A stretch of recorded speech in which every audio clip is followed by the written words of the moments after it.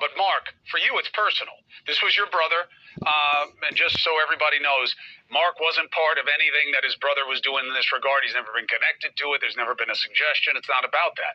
But Mark, you do not believe what the administration, the Trump administration, is putting out about your brother now. Why?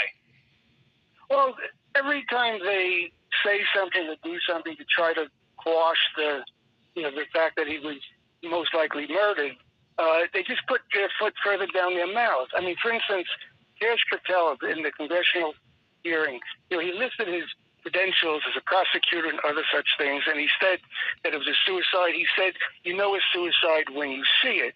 That's basically what he said. So the questions that popped into my mind was, first of all, number one, how many suicides has he seen? Number one. Two, is he a forensic pathologist? Does he have a medical degree? Does he have a certificate that he passed the CPR course? Does he have a Boy Scout merit badge for first aid? What is he basing his expertise on?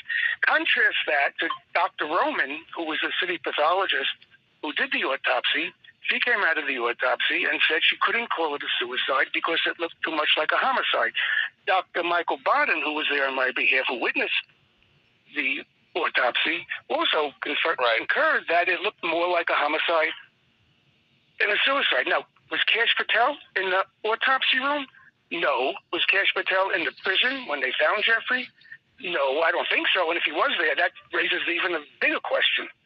So every time they say something, I mean, when Kash Patel came out with that statement, I laughed at how stupid it was. And then they just released this video. This you're going to like.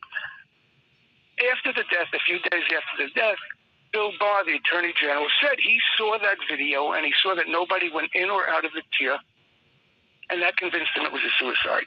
And I heard that and I realized how stupid that was, because no one could get to that door, go in, kill somebody, leave completely undetected. So that's like an asinine concept. So if Jeff was killed, he was either killed by somebody on the tier or when they locked up the tier. So that's one part of it.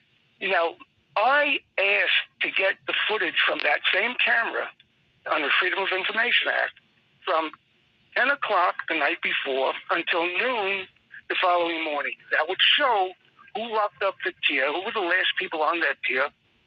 And in the morning, it would show, Michael Thomas going in the guard and finding the body, and it would show what the situation was when they removed the body from the tier. I was initially told I couldn't get that footage because it was still an open investigation. But then when the investigation was over, I asked for that footage again, okay? And I was now told that the cameras that were operating don't show that area. That's right. I have this in writing from the Bureau of Prisons.